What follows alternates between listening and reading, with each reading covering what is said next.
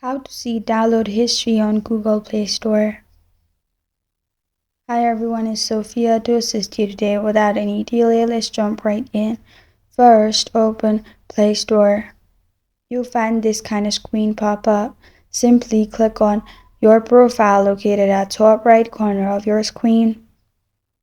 Then you'll find this kind of screen pop up. Click on Manage Apps and Devices. Then click on Manage on top.